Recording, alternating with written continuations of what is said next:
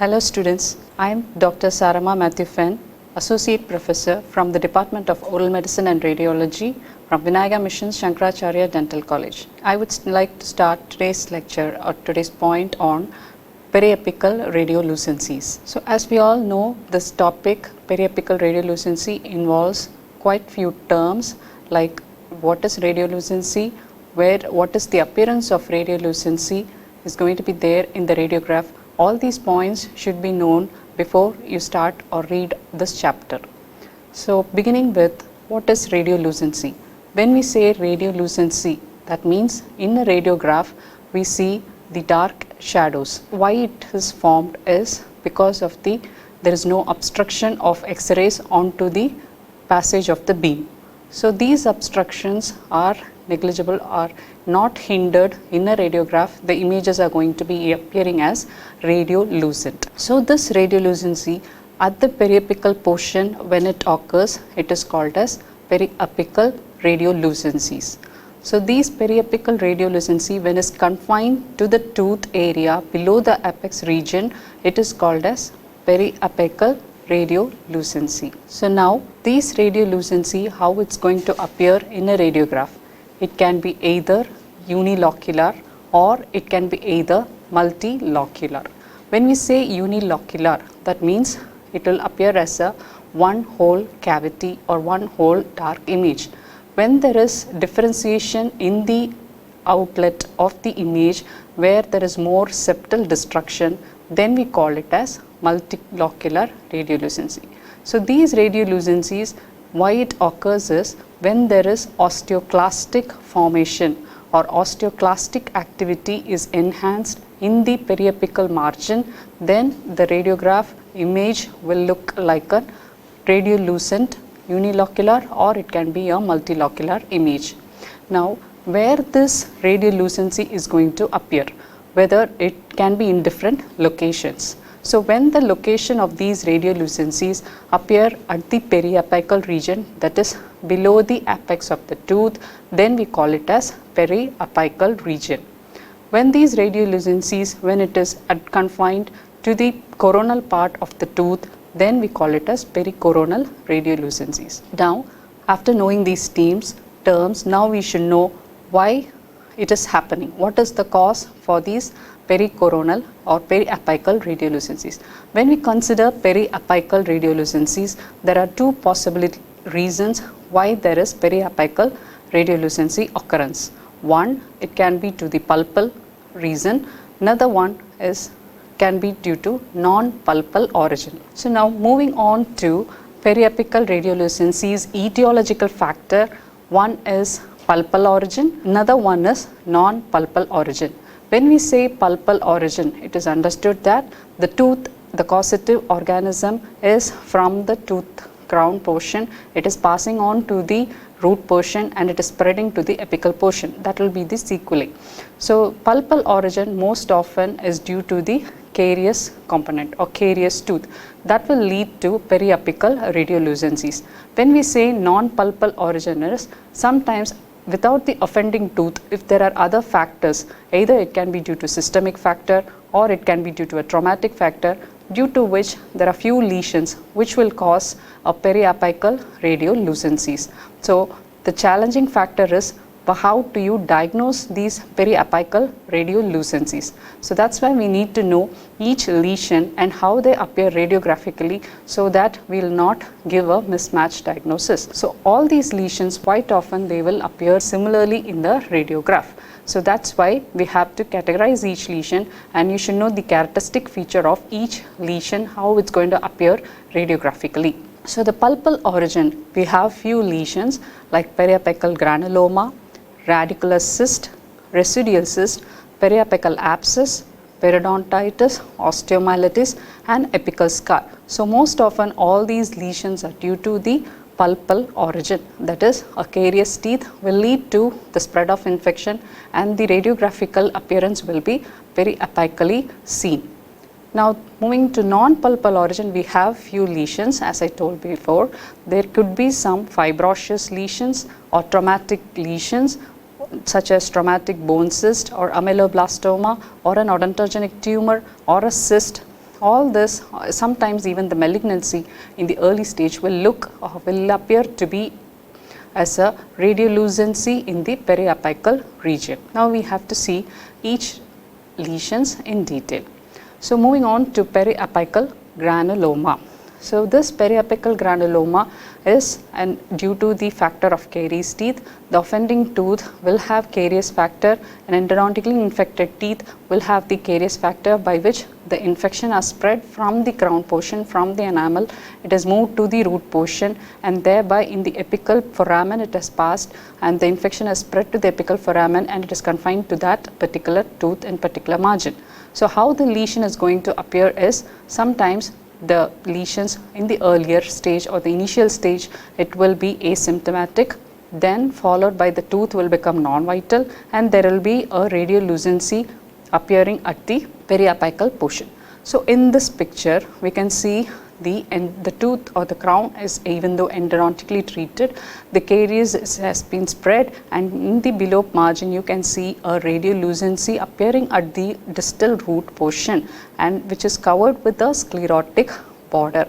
So when you see the dimension, it is lesser than 1 centimeter or 1.6 centimeter, then we call this case or this radiograph to be periapical granuloma. So, and what does it comprises of? Here the bone is already resorbed and it is filled with granulation tissue, that is a reparative mechanism which has started. So that is what we see in this radiograph of periapical radiolucency, which you can clearly give the diagnosis it to be periapical granuloma. Moving to the next slide, that is the radicular cyst. When we say radicular cyst, it is also known as periapical cyst. So here the tooth has become non-vital. Due to the virulence of the microorganisms, the tooth has already lost its nerve supply, and then it has become asymptomatic. But the infection is still in higher rate. So what is happening is the infection needs to spread. So how does it spread? It passes through the apical foramen, and then it passes to the stage of periapical granuloma. Then the infection moves into a cyst. So in a cyst, it will be, what are the features you can see is, this is an extraoral radiograph where you can appreciate the cystic degeneration in the periapical region of multiple tooth. Here the offending tooth to be one factor or multiple teeth. It can affect either single tooth or multiple teeth, whereas the radiolucency is seen in the periapical portion as a well circumscribed radiolucency in the periapical margin, which will involve multiple tooth. And when we say cyst, the characteristic feature in a radiograph is the radiolucency will be surrounded by a sclerotic border, that is the bone limit, which is, or a reparative mechanism where the bone is started to deposit at the periphery. But due to the exaggeration or the pressure exerted by the development of cyst, that will cause a resorption of the bone. That is why there is a radiolucency appearing in the center, which is covered by an osteoblastic activity at the periphery with a thin, appearing to be as thin sclerotic border. So this is the characteristic feature of a radicular cyst or a periapical cyst seen radiographically. However, clinically the tooth will be non-vital. Moving to the next cyst, that is which is mimics the radicular cyst, is the residual cyst. So if the residual cyst, most often it occurs in the maxilla and the age is 30 to 40 years. Here sometimes the radicular cyst, when there is enucleation is not done proper, then the residual cyst will appear. So how?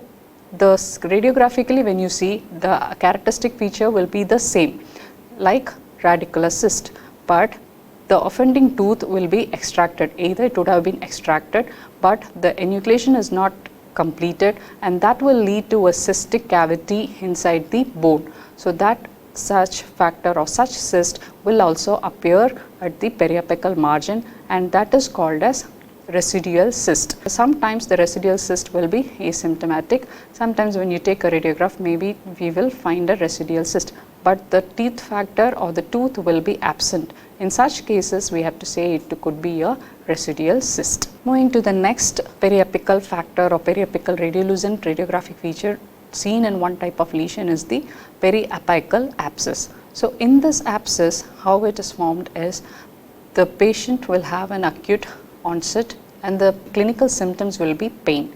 So when you examine, there will be sensitivity to percussion, sometimes the elevation of temperature is there, and the tooth will be elevated from the socket. So this diffuse area of radiolucency will be seen in the periapical margin, is called as periapical abscess following a carious tooth.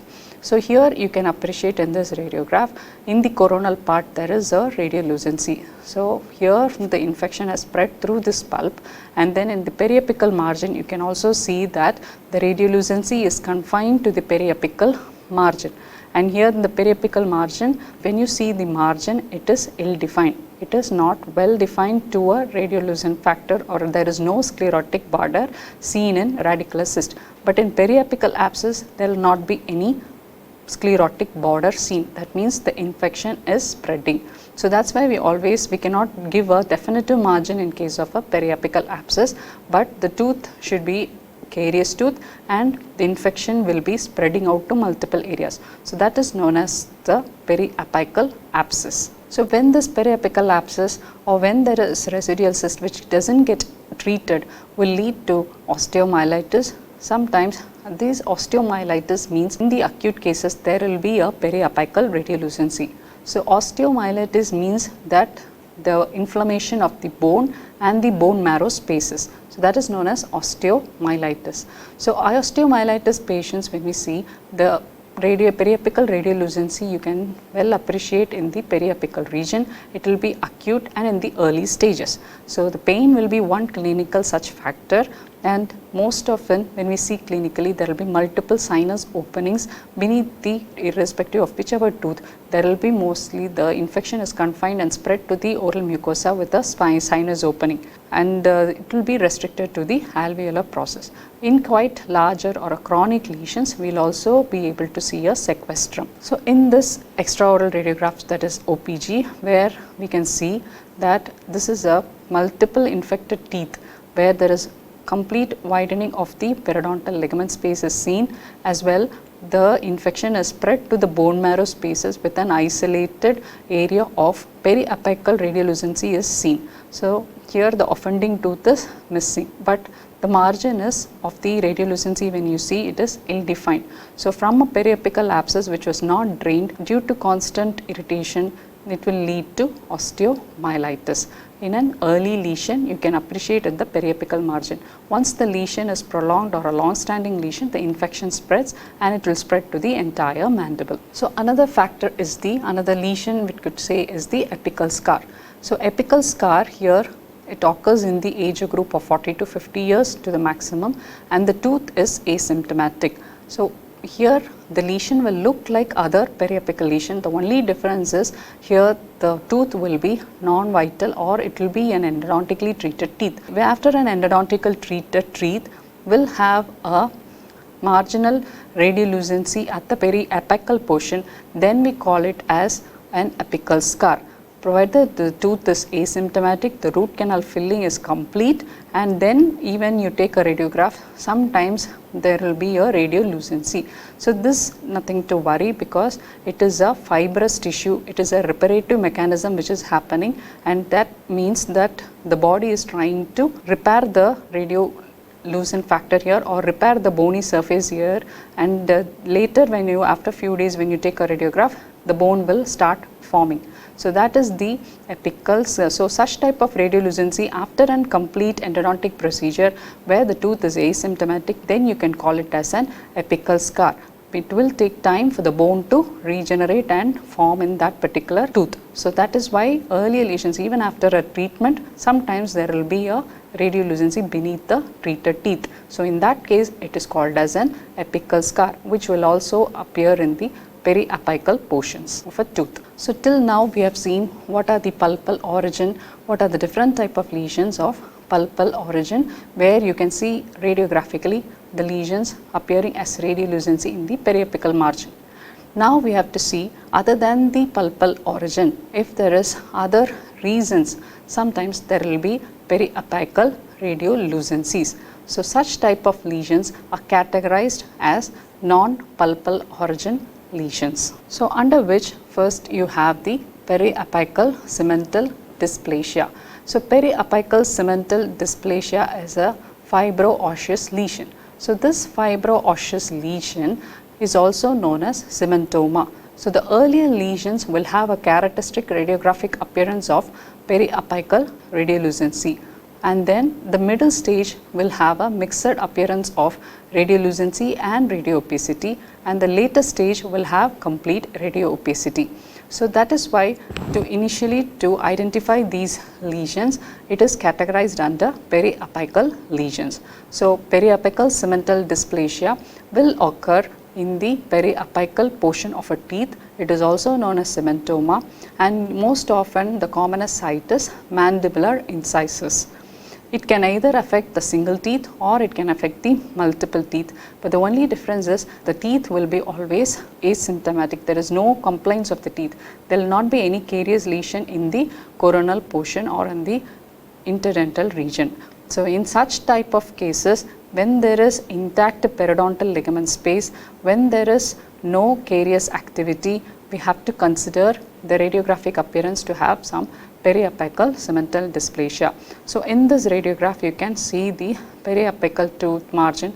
The crown portion is clear, there is no radiolucency, whereas in the periapical portion, it involves the multiple teeth. You can see the isolated radiolucent specks. So that is the periapical margin where there is multiple radiolucent structures.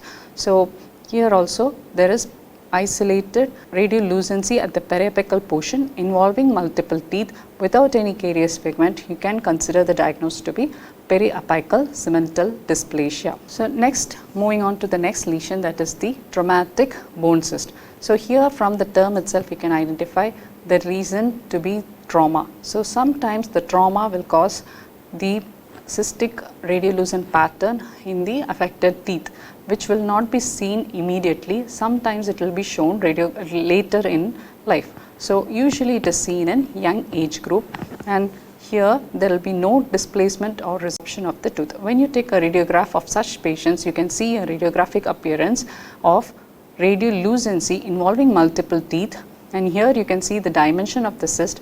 It is greater in dimension, as well the margin of the cyst. You can clearly make out that if the margin of the radiolucent pattern is seen scalloping between the roots of the teeth, affected teeth, and in the inferior margin of the cyst having a uniform or a defined radiolucent pattern, then we can consider it to be a traumatic bone cyst. So traumatic bone cyst is easily identified with the scalloping pattern of radiolucent border seen at the periphery of the roots in the interdental or interradicular region, and the periphery in the lower part will be a smooth outline. So such type of lesion we can categorize or diagnose it to be traumatic bone cyst. Next is the ameloblastoma, which is an odontogenic tumor.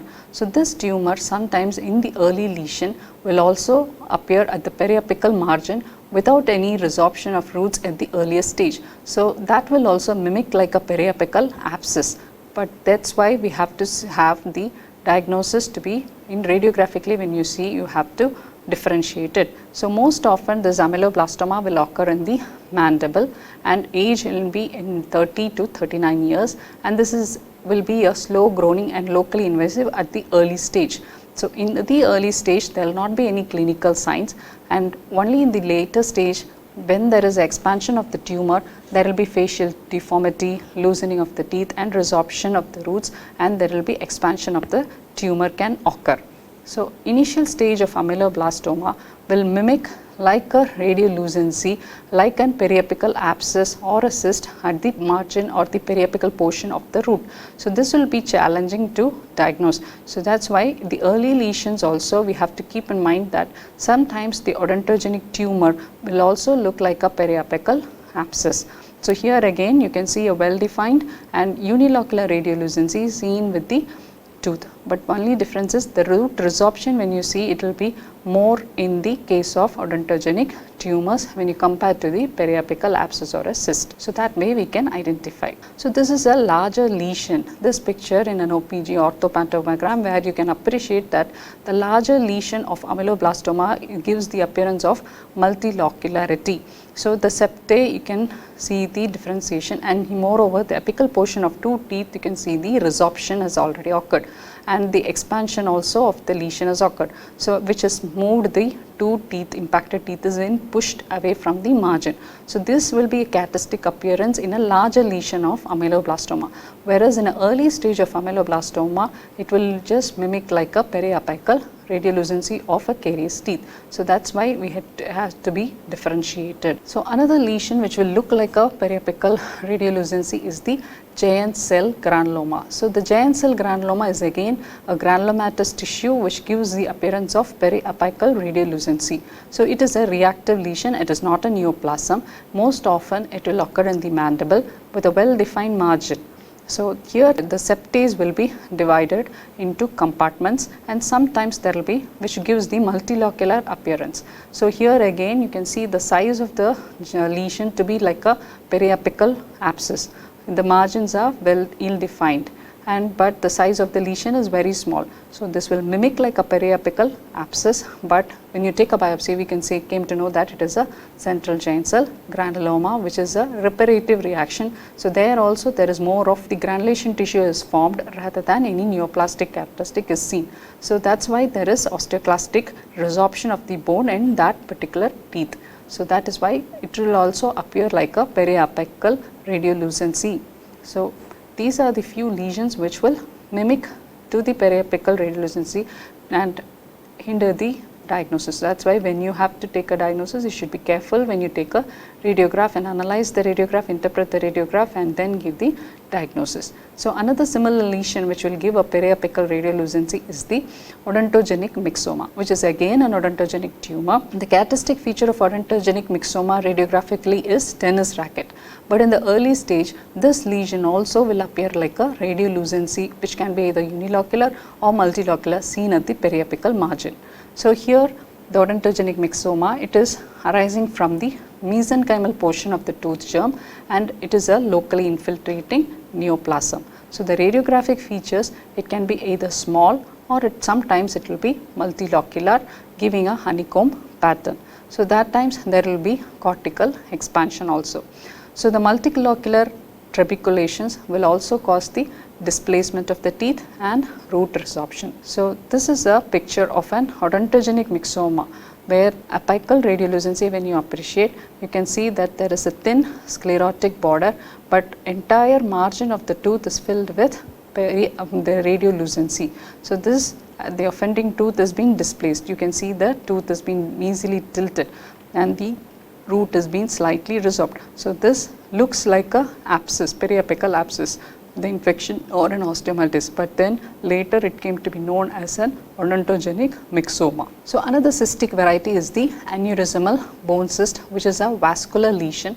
So this vascular lesion will appear radiographically as either a multilocular pattern. Because of more of increased vascular pressure exerted onto the bone, there will be more of osteoclastic activity, and that will osteolytic process will happen, and that will give to multilocular pattern. Here the margins will be irregular and the tooth will be displaced. Sometimes there will be resorption, sometimes there will not be root resorption seen. So here again the location of the aneurysmal bone cyst, when you see, it is below the tooth region, below the root portion, mostly in the periapical region. So again here when you see, the radiolucency border is well marked and it looks like a more of a cystic collection of fluid, but then it turned out to be a aneurysmal bone cyst, where the inferior canal margin also is displaced, and it is covering the entire periapical portion in a radiolucency pattern. This is the case of aneurysmal bone cyst. So sometimes even the benign lesions or the till now we have seen the benign lesions. So there is one particular malignant tumor which will also look like a periapical radiolucency, and that is the tumor called as osteosarcoma. So that also, this osteosarcoma, it's a malignant tumor which in the early stage will appear like a periapical radiolucency. So In the advanced stage, these tumors will have their ill-defined pattern and moth-eaten appearance. But in the early stage, when you see these osteosarcomas will have a periapical radiolucency. So here mostly the osteosarcoma will occur in the mandible, and that too in the posterior aspect of the mandible in the tooth bearing area region, sometimes at the angle of the mandible, sometimes in the ramus portion. So it has three patterns. The early pattern will be radiolucent, then this next stage where there is mixed radiolucency and radiopacity, and in the final stage that osteosarcoma will look like a radiopaque lesion in the radiograph. So the appearance of this granular or sclerotic bone, there will be, the key feature is that when you see a radiograph, there will be generalized widening of the periodontal ligament space. So this periodontal ligament space, when you see there is widening, which will also look like a apical periodontitis, which is again an periapical radiolucency. But then when there is generalized periapical or widening of periodontal ligament space, then you have to consider the fact that it could be a osteosarcoma, which is a malignancy tumor, and in radiograph might be the key feature to diagnose at the early stage. So this is how to summarize the entire periapical radiolucency chapter. What we understand is it is challenging. The early lesion will mimic to multiple lesions, so easy either to identify the location.